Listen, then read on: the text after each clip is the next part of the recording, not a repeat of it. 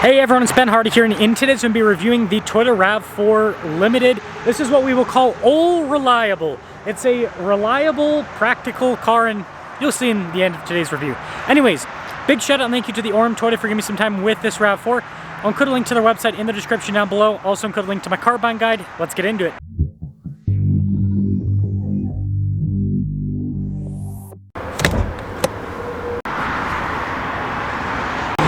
Under the hood we have a 2.5 liter 4-cylinder that goes through an 8-speed.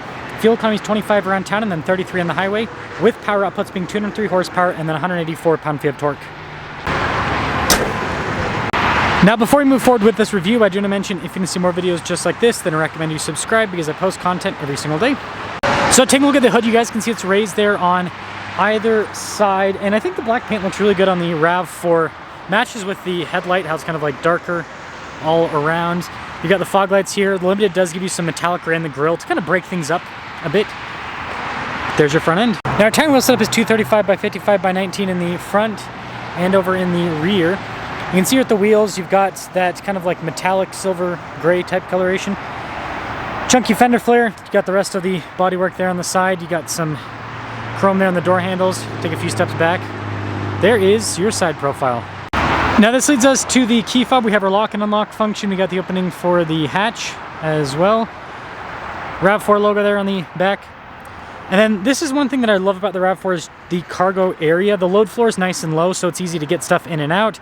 You've got a big cargo cover, which helps out as well. And then if you're wondering, underneath the load floor here, got a spare tire. So definitely a solid setup. When you're all done, the button's over here. I'll lower the hatch. The taillights in the RAV4 arc down. You can see all the badging here on the back. Dual exhaust tips there at the bottom. Got the nice crossbars up top, and that's the rest of the rear. Now this leads us inside, and I picked this one out because this has the tan interior. Very cool looking. Heated seats for the second row. And look at these seats. Perforated all down the center. Quickly pop in. Legroom back here. It's good. Storage pocket there on the side. We've got some vents there in the center, USB ports down below that, and then headroom back here is pretty darn good. Now popping up front, again, you've got the soft touch there at the top. We've got all of our window controls, mirror adjustment, memory seat function, blind spot monitoring with the mirrors, and then here are the front seats, perforated all down the center.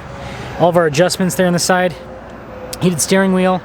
We also have this for the 360 camera, some storage there. Nice soft touch here, more on the dash too.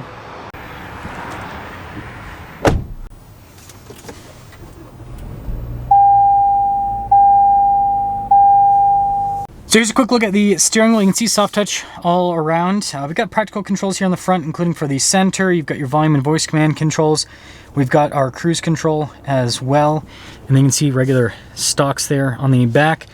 Digital gauge cluster here in the center. And you can change what this shows menu-wise, which is pretty cool. So you just kind of scroll through here like that. Definitely a nice feature. Now being the Limited, we do have a 360 camera system. Trajectory lines turn with the steering wheel. You got the nice bird's eye view and fills in underneath the vehicle like other modern Toyotas, so that helps out. Volume control here on the side. We also have a shortcut bar here, so you can scroll through into different items. So like if your phone, music, vehicle, they make it very user-friendly. Like I said, soft touch all across the dash. Down below, got storage above the glove box. Here's a quick look at the glove box itself. And then we do have our dual zone climate controls, heated ventilated seats, phone charging pad in this area. Got your little parking brake here with your auto hold. And then you can see here with the drive mode select as well. And notice that we actually have, it's a closer look, we have a mud and sand mode and then a rock and dirt mode, which is kind of cool. Hill descent control too. Shifter for the 8-speed. Got some cup holders here. Storage in the center console. Got USBs there. Nice trim here on the top. Camera, rear view mirror. And then we do have a sunroof up top with more of those crossbars. Here's a quick look at the window sticker. You can see 2025 RAV4 Limited. There's your base MSRP. Total MSRP is $42,634. And let's see how it performs.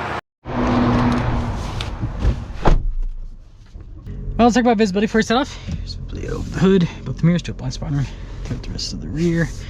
And, well, We're gonna go on a detour, folks. Normally we just go out the back end, but that sounded weird. But, but we are gonna go out the side over here because this is my last review of the day, and I just want to make sure that they had a Sienna Woodland that I wanted to do a review on, and I want to see if it's been done through PDI yet. Nobody had touched it last time I saw it, so we'll see if that is still the case. Let me tell you, the car market right now is popping. It is crazy how many people are buying cars right now. Like usually when I film, I mean this is so today's Thursday. Usually when I film on a Thursday, there is nobody at the dealer lot. Like, I shouldn't say nobody, but like if someone's got an appointment, like, you know, appointments will come in. But I have been seeing people just everywhere. It is crazy. So, yeah. Also, I hate this parking lot. So, ooh, they're getting more Land Cruisers. Man, Toyota's just pumping out those 1958s, let me tell you. They're pumping them out. Oh yeah, there's still the Woodland. Not today, I suppose. Not today. Another day, hopefully. Another day. So, as you can see through the parking lot so far, the RAV4 is quite torquey indeed. This is kind of bumpy. This area is underneath this is basically a marsh, so the roads get kind of warped and everything all over the place, and it seems like the suspension handles it just fine. See the torque up this hill. You know, the thing that I like about this engine is, although it's not crazy powerful because it's just a little 4-cylinder, I love the transmission. The transmission is so good. It's very smooth and it's just boom, boom. Really, really good setup. It looks like a 100 series Land Cruiser. Those are cool. But yeah, really nice setup overall. Let's see what the torque is coming out of here. Yeah, not too bad. Not too shabby. Go down here for a little bit. But seats are comfortable too in the RAV4. That's a plus. And I'd say, just generally speaking, it's a pretty comfortable ride. We'll go into the mega church parking lot. Careful, they might offer you free coffee. Ooh.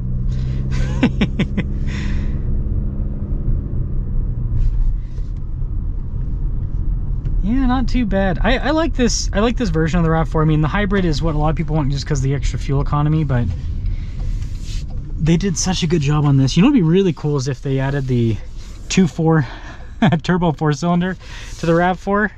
That would be a fun powertrain in this. Like, let me know if you'd buy this. Let me know if this is just completely foolish. But RAV4 TRD off-road with the turbo 2.4 liter 4-cylinder. I think that would be a cool car. Yeah, the transmission's really good. So overall, I think they did a great job with the RAV4. And when you look at this compared to the CR-V and the Tucson and all of that, it's got more power than the competition, and it's got a better transmission and Toyota reliability behind it. Like, you hear a lot of stuff about Toyota's reliability in the news right now, but what you don't hear is people complaining about RAV4s, Corollas, Priuses, Siennas, right? It's all about the trucks that people are complaining about, but this stuff, nobody complains about them. Why? Because they don't break. I mean, my mom's RAV4 2017's got like almost 100,000 miles on it, still running strong. What do you guys think?